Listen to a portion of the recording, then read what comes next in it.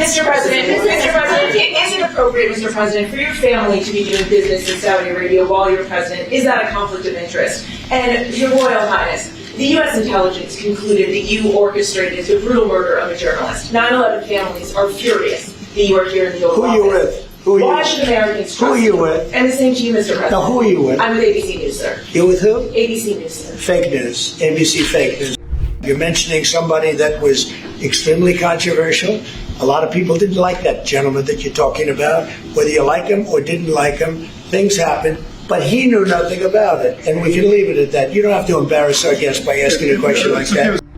I feel painful about, the families of 9/11 in America. But, we have to focus on reality. Reality based on CIA documents and based on a lot of documents that Osama bin Laden used Saudi people at that event for one main purpose, is to destroy this relation, to destroy the American-Saudi relation. That's the purpose of 9/11. Mr. President, is it appropriate, Mr. President, for your family to be doing business in Saudi Arabia while you're president? Is that a conflict of interest? And Your Royal Highness, the U.S. intelligence concluded that you orchestrated the brutal murder of a journalist. 9/11 families are furious that you are here in the Oval Office. Who are you with? Why should Americans trust Who are you with? And the same to you, Mr. President. Now, who are you with? I'm with ABC News, sir. You're with who? ABC News, sir. Fake news. ABC fake news. One of the But the worst. question is One of the worst sir. in the business. But I'll answer your question. Thank you. I have nothing to do with the family business. I have left, and when I've devoted 100% of my energy. What my family does is fine.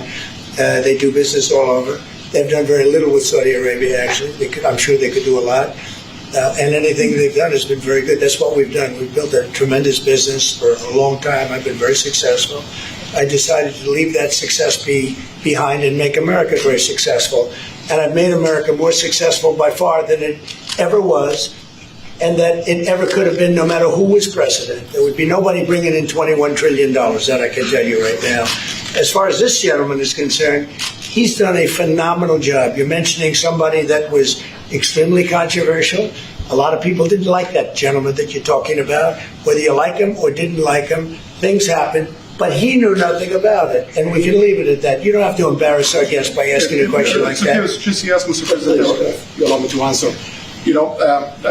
I feel painful about, the families of 9/11 in America. But, we have to focus on reality. Reality based on CIA documents and based on a lot of documents that Osama bin Laden used Saudi people at that event for one main purpose, is to destroy this relation, to destroy the American-Saudi relation. That's the purpose of 9/11.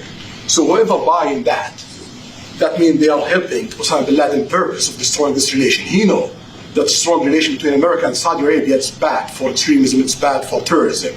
And we have to approve him wrong and to build our relation, continue developing our relation. It's critical in the safety of the world. It's critical against extremism and terrorism.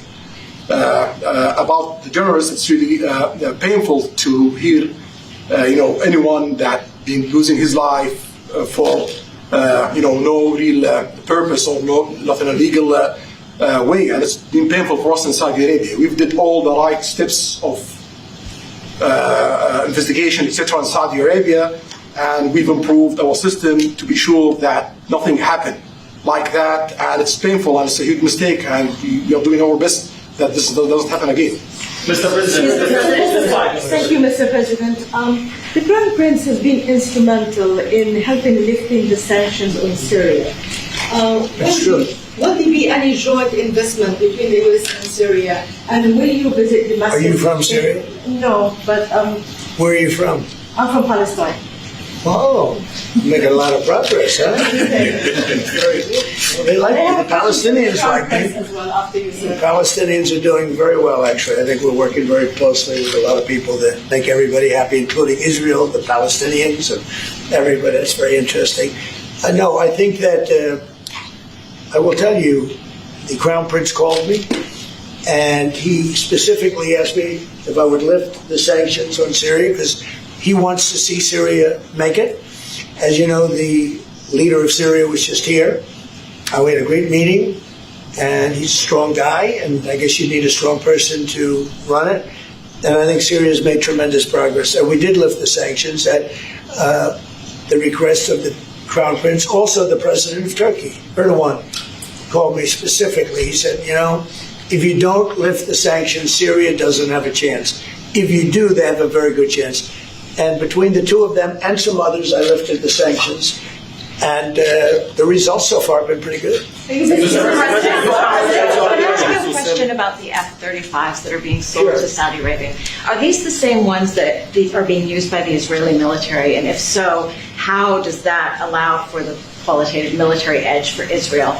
And then I want to ask you, because you brought up the flight of the Palestinians, are you aware of relocation flights to South Africa that are taking place right now? Which flights? There are relocation flights that are taking place. Some Palestinians are being charged up to $2,000 I'm not a going to seat. South Africa for the G20 because I think their policies on the extermination of people are unacceptable. So I'm not going. So I won't refer to anything having to do with South Africa. South Africa has behaved extremely badly.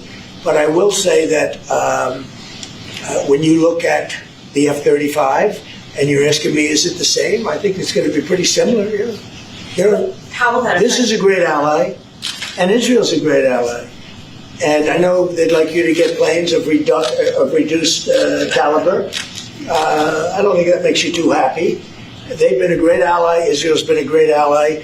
And we're looking at that exactly right now. But as far as I'm concerned, I think they are both at a level where they should get top of the line. Yes, please. Can I just ask for the Crown Prince? If I could just ask about the direct talks between That's all right. Steve, 1 second. Go ahead. Have you reached an agreement on a U.S.-Saudi defense treaty today? And are you going to bring up the Abraham Accords in your discussion? I already brought them up. What did you say? I think I got a positive response. Would you like to respond? Yeah, so Yes. definitely we believe having a good relation with all Middle Eastern countries is a good thing, and we want to be part of the Ibrahim Accord, but we want also to be sure that we secure a clear path of two-state solution.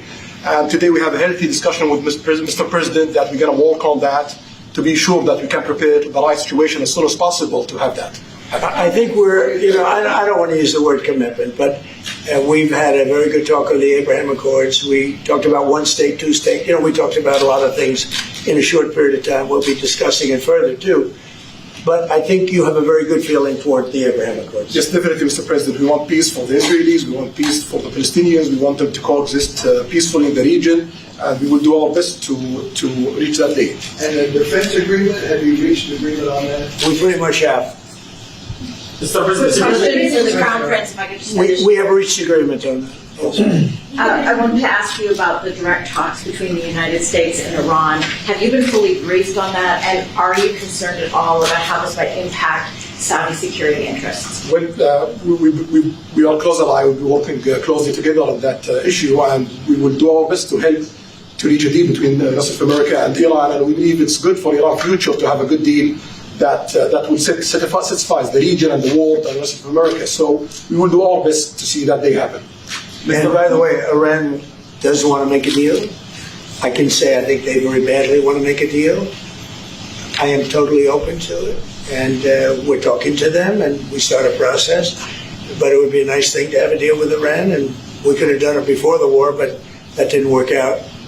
And something will happen there, I think. But they would very much like, they may say something else, but they would very much like to have a deal. Mr. President, you are going to sell F-35 Say jets. it. You said you are planning to sell the F-35 jets to Saudi Arabia. Yeah. Is it part of the security agreement? And how you assess the defense partnership between Saudi Arabia and the United States? And the question for Well, I just said it, though. We're going to sell them F-35s. That's the only good question. Is it part of the security agreement or no? No, we're going to have a deal. They're going to purchase F-35s. They're buying them from Lockheed, and it's a great plane. We make, by the way, the best military equipment. You saw that during the Iran little skirmish. We make the best planes, the best missiles. We make the best defensive missiles. We make the best military equipment in the world. Nice. For His Royal Highness, I'd like to ask you about how you see the cooperation between the United States and Saudi Arabia in the advanced technological field, especially AI, and how it will support Saudi Arabia to serve its goal to achieve the vision of 2030? Well, I will try to answer that in short, but definitely there's a lot of interest in many industries between Saudi Arabia and America, and we are signing a lot of agreements in different areas that will really add value to American economy, but also will add value to us in Saudi Arabia. And AI, it's critical for us because one of long-term problems that we could have is lack of workforce. As you've seen in the past few years, some of them have reached 30% of the global migration to Saudi Arabia. So we know that to assure the Saudi Arabia GDP growing, with the lack of workforce that we have, we need to use a lot of computing power to replace job in the long term. So that's huge demand in Saudi Arabia, and we want to link it to American private sectors and getting the supply from America. So there's a lot of opportunities in that area. And we're also involved in AI in Saudi Arabia. So we're working, and we're leading by a lot on AI. Actually, a lot. China would be in second place, but we're leading by a lot. And I have to say this, and our relationship with China has been very good. And as far as buying our farm products, they're pretty much on schedule, Scott. I'd like you to call them, say if they could speed it up. Sure. Okay, but they're pretty much on schedule.